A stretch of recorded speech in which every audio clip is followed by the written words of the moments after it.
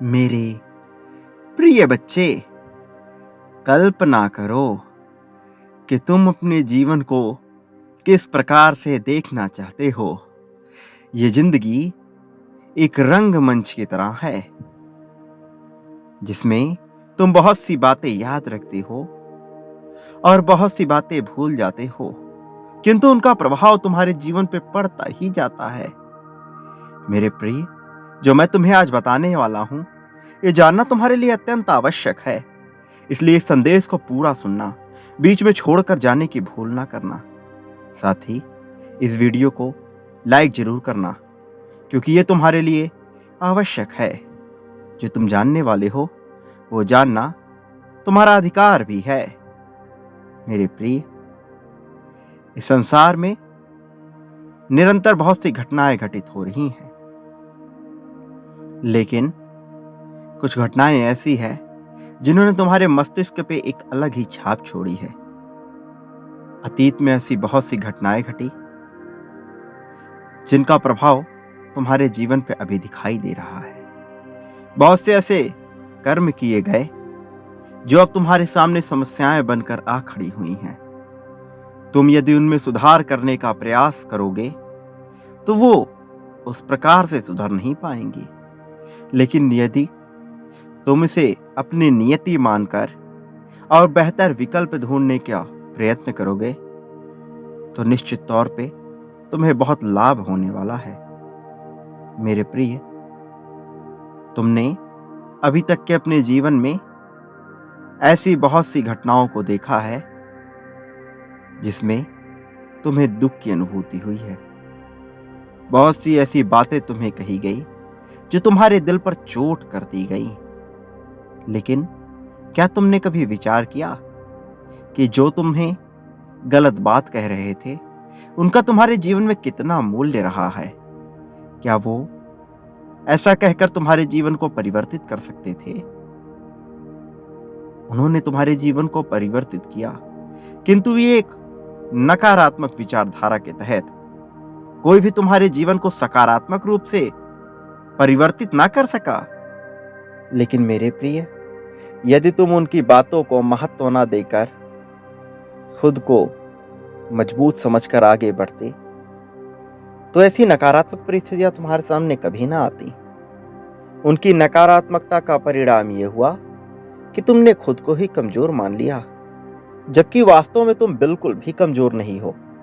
तुम किसी भी तरह से, किसी भी नजरिए से जरा भी कमजोर नहीं हो, लेकिन लोगों की बातों का प्रभाव तुम्हारे मन को छोड़ ना सका और तुम्हारी सामाजिक परिस्थितियां ऐसी बनती गई कि तुम भूत और भविष्य के जंजाल से निकल ही ना पाए।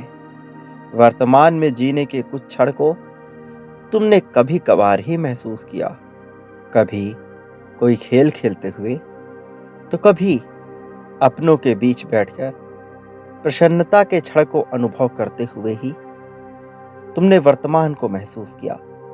लेकिन ज्यादातर समय तुम भूत और भविष्य की यादों में ही खोए रहे हो और तुमने इतनी कल्पनाएं विकसित कर ली जिन कल्पनाओं का संभव होना कई बार तो असंभव ही हो जाता है। तुम्हारे मन में जो कल्पनाएं जन्म लेती हैं, यदि वास्तव में उन्हें पूर्ण किया जाए तो तुम्हारा यह जीवन और भी ज्यादा कठिन हो जाएगा।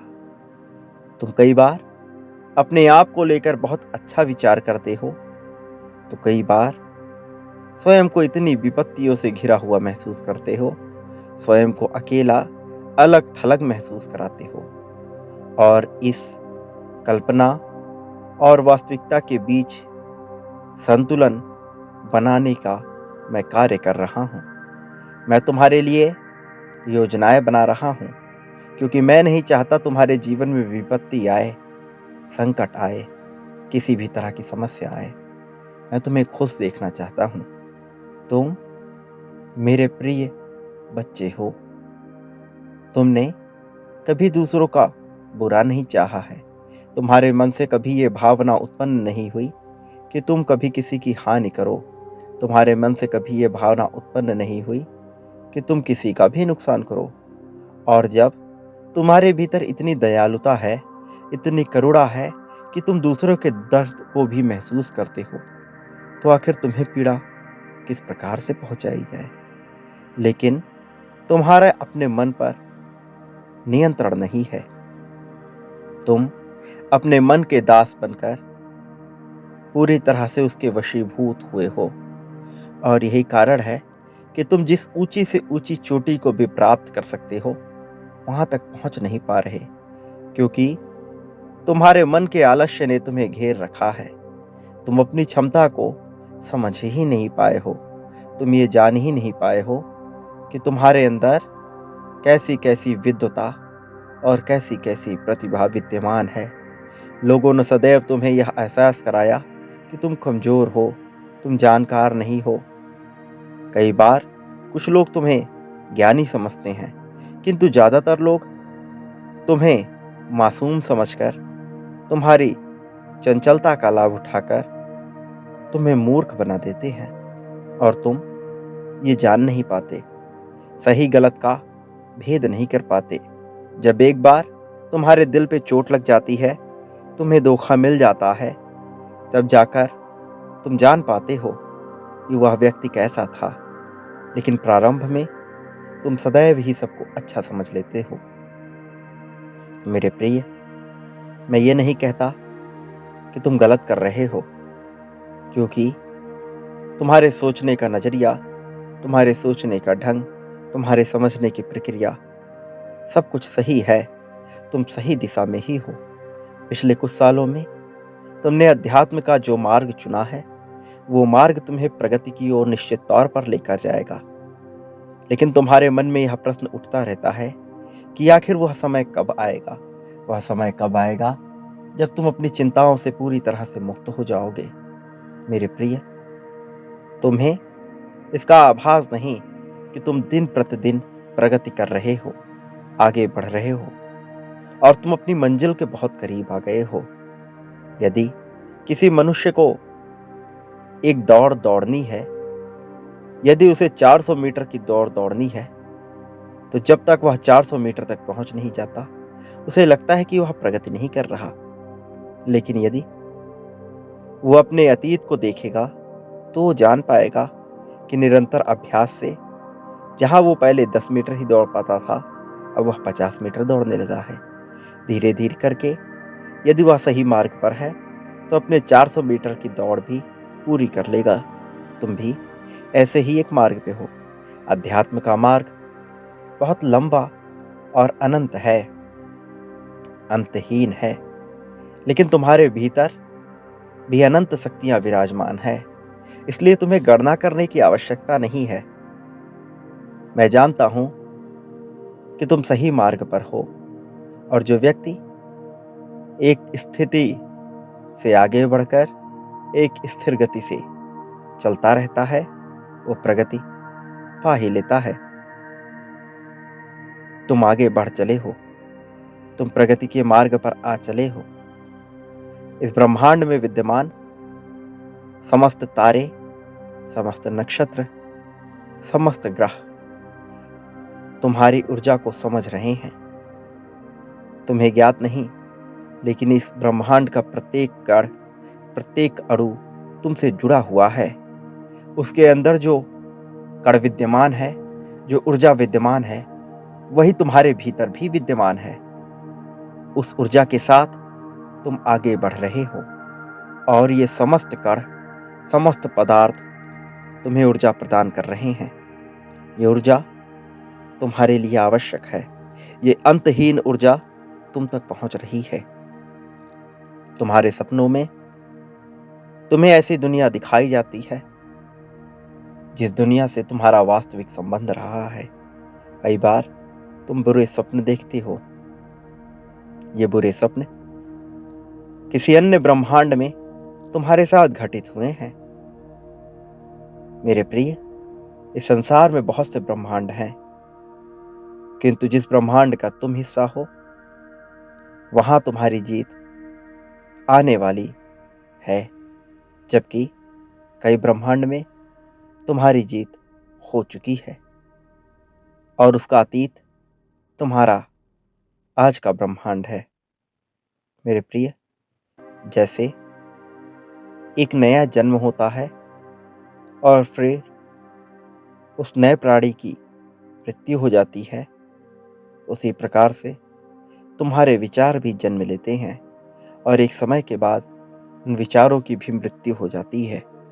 लेकिन एक विचार के जन्म लेने में और उस विचार के मृत्यु हो जाने तक तुम्हारे साथ जो परिस्थितियां घटती हैं, उसमें उन विचारों का बहुत बड़ा योगदान होता है।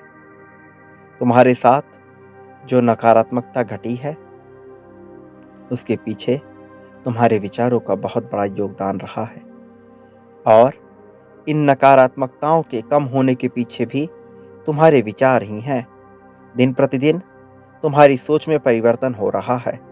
दिन प्रतिदिन तुम नई चीज़ों को समझ रहे हो, नई चीज़ों को जान रहे हो। लेकिन एक चीज़ जो तुमने अपने जीवन में बहुत अच्छी की, वो ये कि तुम अध्यात्म के मार्ग पर बढ़ चले। और जिस क्षण तुमने ये चुनाव किया कि तुम इस मार्ग पर आगे चलोगे, उस क्षण से तुमने अपनी जीत को तय कर दिया था। ये वही क्षण था जब तुम्हारी जीत तुम्हारी किस्मत में लिख दी गई थी और तुम उस सफर पर इतना आगे आ चुके हो कि मंजिल अब तुमसे थोड़ी ही दूरी पर है। तुमसे दूर नहीं है, तुम्हारे बहुत करीब है।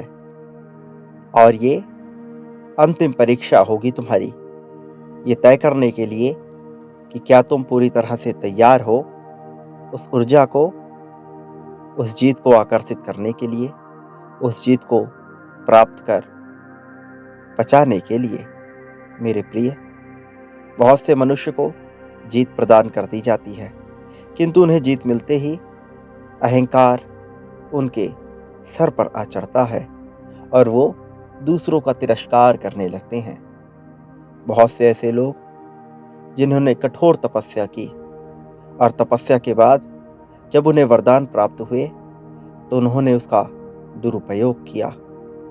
मेरे प्रिय, इसलिए यह अंतिम परीक्षा आवश्यक है और इसके पूर्ण होते ही तुम्हारे जीवन में इतनी खुशियां आएंगी जिसकी तुम कल्पना नहीं कर सकते। तुम्हारे जीवन में एक ऐसा दिव्य देवदूत आने वाला है जो तुम्हारी परीक्षा लेगा, किंतु यह परीक्षा बहुत ही सामान्य होगी, सहज होगी कि तुम ये जान भी नहीं पाओगे कि तुम्हारी परीक्षा चल रही है। किंतु इसमें तुम्हें हताश होने की आवश्यकता नहीं, भयभीत होने की आवश्यकता नहीं। मैं उस क्षण भी तुम्हारा साथ दूंगा जब तुम कोई गलती कर रहे होगे। मैं तुम्हें सचेत करूंगा, मैं तुम्हें संकेत दूंगा, मैं तुम्हारे आसपास ही रहूंगा तुम्हें ये बताने के लिए, ताकि तुम कोई गलती ना करो। मेरे प्रिय, तुम्हें जीत मिलकर रहेगी, ऐसा मेरा विश्वास है, क्योंकि मैं जानता हूं तुम्हारी आस्था, तुम्हारी श्रद्धा और तुम्हारी प्रार्थना बहुत ताकतवर है। तुम्हें जरा भी भय व्याप्त नहीं करना है, किसी भी तरह से तुम्हें भयभीत नहीं होना है। मेरे प्रिय, अब समय आ चला है जब तुम अपनी जीत को प्राप्त कर लो। अब समय आ चला है जब तुम्हारे जीवन को प्रेम से भर दिया जाए। ये वही समय है जब खुशियाँ तुम्हारे चारों तरफ होंगी। हर छोटी से छोटी चीज में तुम्हें खुशी दिखाई देगी। हर एक कार्य जहाँ तुम करोगे उसमें तुम्हें सफलता प्राप्त होगी। तुम अपने उस दिन को जी पाओगे जिसकी कल्पना तुमने की है। मेरे प्रिय, तुम्हें इस जीत को आकर्षित करने के लिए इसकी पुष्टि करनी होगी। इसकी पुष्टि करने के लिए तुम्हें संख्या 999 लिखना है। ये संख्या लिखना आवश्यक है, क्योंकि ऐसा करने से ही यह साबित होगा कि तुम इस जीत को प्राप्त करने की पुष्टि कर रहे हो। और ऐसा लिखकर तुम्हें लिखना है कि हाँ, मैं जीत को प्राप्त कर रहा हूँ। और साथ ही तुम्हें अपना नाम अवश्य लिखना है। नाम मनुष्य की पहचान होती है। ये उसकी वास्तविक पहचान नहीं, किंतु ये उसकी सामाजिक पहचान है और ऐसा करना आवश्यक है। तुम्हारे जीवन में इस क्षण से उस दिव्य देवदूत को भेजा जा रहा है, और जब वह तुम्हारे जीवन में प्रवेश कर जाएगा तो तुम्हें एक झटका महसूस होगा। तुम्हें ऐसा लगेगा कि तुम्हारे जीवन में कुछ परिवर्तन हो रहा है। तुम थोड़ा बदलाव महसूस करोगे। हमेशा की अपेक्षा तुम्हें कुछ अलग सा महसूस होगा, कुछ बदला हुआ। ये सकारात्मक भी हो सकता है, ये नकारात्मक भी हो सकता है, या फिर ऐसा हो कि तुम पर उदासीनता छा जाए। किंतु तुम्हें तब भी घबराना नहीं है, क्योंकि ये एक सकारात्मक संकेत है तुम्हारे जीवन को दिव्यता से भरने के लिए। मेरे प्रिय, आकाश से वो निकल चला है, ब्रह्मांड की ऊर्जा लेकर वो निकल चला है तुम्हारे जीवन को खुशियों से भर देने के लिए। वो निकल चला है तुम्हारे जीवन चक्र को एक सही दिशा देने के लिए, और तुम्हारे जीवन का एक पूरा चक्र पूर्ण हो चुका है। ये चक्र दुखों से भरा हुआ था, लेकिन अब एक नए चक्र की शुरुआत होगी, और यह चक्र खुशियों से, जीत से भरा हुआ है। इस चक्र में तुम्हारी बहुत सी इच्छाएं पूर्ण होंगी, और तुम अकेले नहीं रहोगे।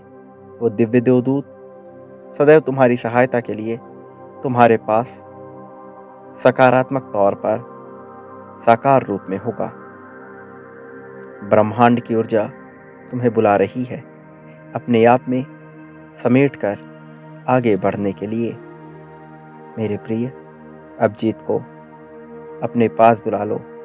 तैयार हो जाओ।